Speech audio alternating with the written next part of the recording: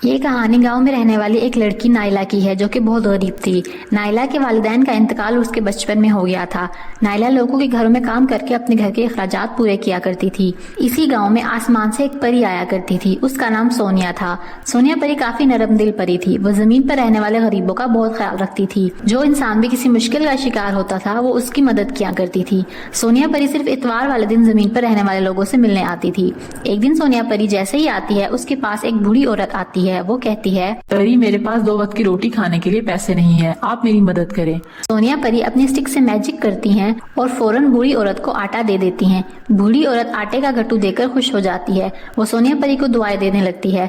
कुछ देर के बाद वक्फे वक्फे से गांव के और भी लोग सोनिया परी के पास आ जाते हैं और अपनी जरूरियात का बताते हैं। सोनिया परी अपने मैजिक से सब लोगों की मदद करती है और शाम होते ही वापस चली जाती है। दूसरी तरफ नाइला सोचती है, मैं कैसे जिंदगी गुजार रही हूँ। सारा दिन लोगों के घरों में काम करती हूँ और फिर घर आकर 2 वक्त की रोटी भी मुश्किल से पूरी होती है। वो काफी उदास हो जाती है और रोने लगती है। रोते रोते नाइला के दिमाग में एक ख्याल आता है, क्यों ना सोनिया परी से मदद ली जाए। वो सोनिया परी के आने का इंतजार करने लगती है। एक दिन सोनिया परी आती हैं। गांव के सभी लोग फिर से सोनिया परी के पास चले जाते हैं और अपनी जरूरियात बताते हैं। सोनिया परी सबकी जरूरियात को पूरा करती हैं। शाम होते ही वो अपने फरिस्तान वापस जाने लगती हैं तो उनकी नजर नाइला पर पड़ती है। नाइला अपने हाथों में जहर की गोलियां लेकर खड़ी होती है। नाइला अपने आप से कह रही होती है, मुझे इस दुनिया से अब चले जाना है, मुझे अब जिंदा नहीं रहना। सोनिया परी को नाइला की हालत देखकर काफी दुख होता है। वो सोचती है, मुझे नाइला के पास जाकर पूछना चाहिए कि वो ऐसे क्यों रो रही है और उसने ये गोलियां क्यों पकड़ी हुई हैं। वो परी नाइला के पास आती है और पूछती है, नाइला, तुम ऐसे क्यों रो रही हो? तुम ये गोलियां क्यों खाना चाहती हो? मैं एक गरीब लड़की हूँ। मेरे माँ बाप बचपन में ही चल बसे थे।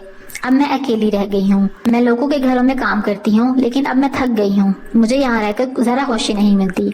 जब भी लोगों से मदद करने का कहती हूँ कोई भी मेरी मदद नहीं करता, इसलिए मैं अब मरना चाहती हूँ। तुम परेशान ना हो, इस दुनिया से चले जाना ही मुश्किलात का हल नहीं है। हमें इस दुनिया में रहकर मेहनत करके अपनी मुश्किलात का हल ढूंढना चाहिए। मैं बस अब मरना चाहती हूँ। ये बेबसी वाली जिंदगी अब मुझसे और नहीं गुजारी जाती। मैं तंग आ चुकी हूँ। फिर नाइला जहर की गोलियां खाने लगती है। सोनिया परी जल्दी से वो गोलियां उसके हाथ से गिरा देती है। सोनिया परी, आपने ऐसा क्यों किया? अब क्या मरना भी मेरी किस्मत में नहीं है? तुम परेशान मत हो और मुझे बताओ तुम्हें क्या चाहिए। मैं चाहती हूँ मेरी सारी जरूरियात पूरी हो जाएं। ये मेरी जादुई स्टिक है जो मैं तुम्हें दे रही हूँ। तुम इस जादुई स्टिक से जो भी मांगोगी वो तुम्हें मिल जाएगा। नाइला वो जादुई स्टिक लेकर बहुत खुश होती है। लेकिन ये स्टिक मैं तुम्हें सिर्फ थोड़े दिनों के लिए दे रही हूँ। कुछ दिनों के बाद तुम्हारे पास वापस आऊंगी और वापस ले लूंगी।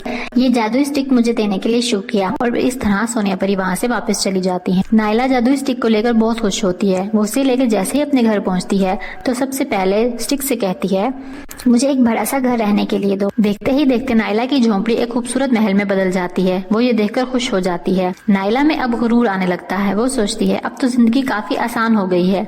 नाइला कहती है, मेरे जैसा घर तो गांव वालों ने कभी ख्वाब में भी नहीं देखा होगा। फिर नाइला घर के अंदर दाखिल होती है। उसे ये कोई ख्वाब लग रहा होता है। वो सोफे पर बैठकर जादुई स्टिक से कहती है, मुझे खाने पीने की तमाम चीजें चाहिए। देखते ही देखते घर में हर जरूरत की चीज आ जाती है। थोड़ी देर नाइला सोचती है, अब तो मेरे पास इतना बड़ा घर है, क्यों ना मैं अपने लाइफस्टाइल को ही चेंज कर लूं। वो जादुई स्टिक से कहती है, मुझे मॉडर्न कपड़े, मेकअप चाहिए। नाइला के पास अब सब कुछ आ जाता है। नाइला रोज नया सूट पहनती है और ढेर सारा मेकअप करके बाहर घूमने जाती है।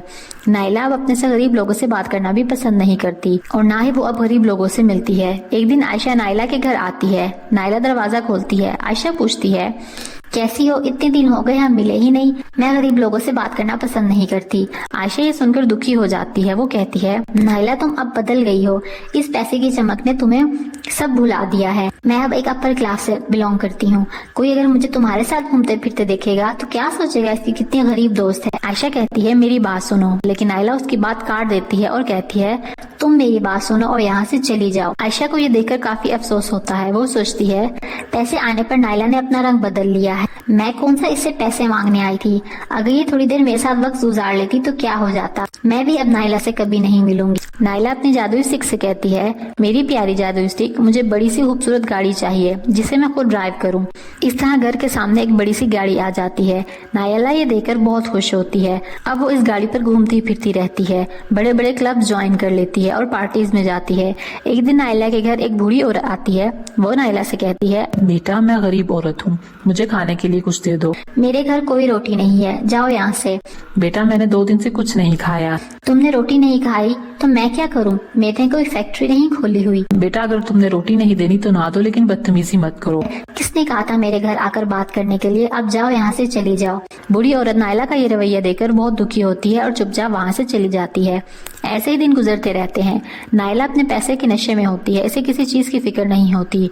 ऐसी ही जिंदगी तो मैं चाहती थी और मुझे वो आज मिल गई।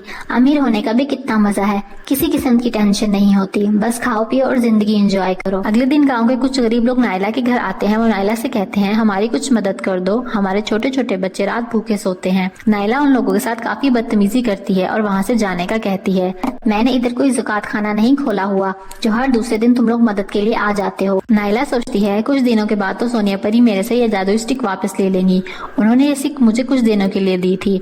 नायला को अब फिक्र होने लगती है इस स्टिक को सोनिया परी से कैसे छुपाया जाए। नायला के माइंड में ख्याल आता है क्यों ना मैं अपनी शक्ल तब्दील कर लूं, फिर सोनिया परी मुझे पहचान ही नहीं सकेंगी और स्टिक भी वापस नहीं मांगेंगी। नायला जादुई स्टिक से कहती है, मेरी प्यारी स्टिक, मुझे फेस तब्दील करना है ताकि कोई भी मुझे पहचान ना सके। उसकी शक्ल मुकम्मल तौर पर तब्दील हो जाती है। वो सोचती है अब सोनिया परी मुझे बिल्कुल भी नहीं पहचान सकेंगी और खुश हो जाती है। लेकिन कुछ रोज गुजरने के बाद सोनिया परी नायला के सामने आती है, जिससे नायला फौरन अपनी पहले वाली शक्ल में वापस आ जाती है। नायला अचानक सोनिया परी को देखकर परेशान होती है। वो परी से कहती है, आप अचानक इधर कैसे आ गई? अगर तुम अपनी शक्ल तब्दील कर लोगी तो मैं तुम्हें पहचान नहीं सकूंगी क्या? मैंने तुम्हें पहचान लिया है। तुमने मेरी स्टिक का बहुत गलत इस्तेमाल किया। मैं अब ये स्टिक तुमसे वापस लेने आई हूँ। सोनिया परी, आप मेरे से ये स्टिक वापस ना लें, इसके बगैर मैं नहीं रह सकती। तुमने गरीब लोगों की मदद नहीं की, उनके साथ बुरा सलूक किया। सोनिया परी अपने जादू से स्टिक वापस ले लेती हैं, जो इसने नायला को दी होती है। जैसे ही वो सोनिया परी वो स्टिक वापस लेती हैं, नायला फिर से गरीब हो जाती है।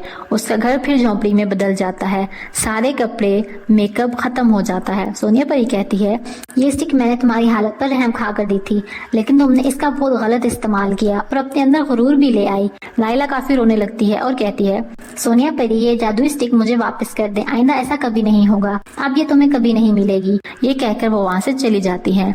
अब नायला फिर से वही गरीबी की जिंदगी गुजार रही होती है और लोगों के घरों में काम करके अपना पेट पालती है। वो सोचती है, मेरे अंदर कितना गुरूर आ गया था, मैंने गरीब लोगों के साथ कितना बुरा सलूक किया था, आज मुझे उसी चीज की सजा मिल रही।